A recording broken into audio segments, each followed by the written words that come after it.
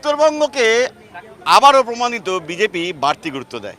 এবারের মন্ত্রিসভাতেও উত্তরবঙ্গ থেকে একাধিক মন্ত্রী। শঙ্করদা, প্রথমত শুভেচ্ছা, নতুন মন্ত্রিসভা, তাতে নতুন দায়িত্ব, কিভাবে মানে এই অনুভূতিটা কেমন?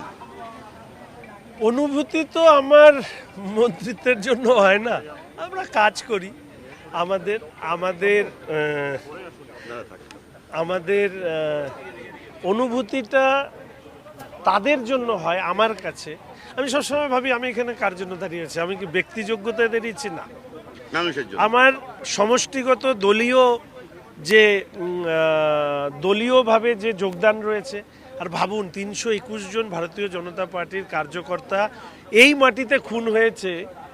তারা তাদের আত্মত্যাগ, তাদের জীবন চলে গেছে, তার ফলশ্রুতিতে আমরা ভেতরে। ফলে এটা আমি হয়তো বোঝাতে পারবো না শব্দের মধ্যে দিয়ে যে এটা ব্যক্তির সাফল্য নয়, এটা সমষ্টিগত সাফল্য। এবং নিশ্চিতভাবে আগামী দিনে কাজ করবার সময় যারা নিজেদের প্রাণ দিয়ে এই পার্টিকে শ্যামাপ্রসাদ মুখার্জির ভূমিতে প্রতিষ্ঠিত করেছেন, তাদের আত্মত্যাগের প্রতি, তাদের দানের প্রতি এবার হচ্ছে আমাদের কাজের মধ্যে দিয়ে সেটাকে ফিরিয়ে দেওয়ার পালা। আগামী পরশু ক্যাবিনেট মিটিং থেকে দপ্তর বন্টন শুনলাম, ক্যাবিনেট মিটিং আছে, দপ্তর তো মুখ্যমন্ত্রী ঠিক করবে। প্রথম কাজ কি হবে?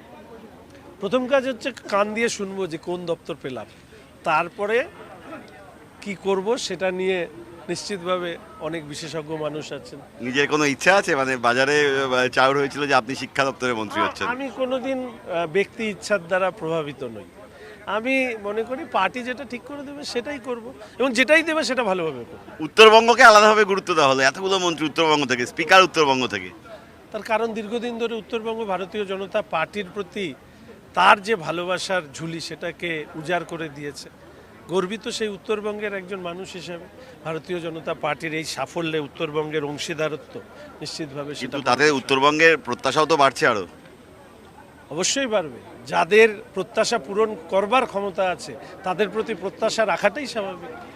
একদম সদ্য মন্ত্রিসভা থেকে শপথ নিয়ে বেরিয়ে এসেছেন শঙ্কর ঘোষ, এবং তিনি বলছেন উত্তরবঙ্গের এই বাড়তি প্রত্যাশা, সেই প্রত্যাশা পূরণ করবে বিজেপি। আর যে কারণেই উত্তরবঙ্গকে আলাদা করে গুরুত্ব দিয়ে একাধিক মন্ত্রী উত্তরবঙ্গ থেকেই নির্বাচিত।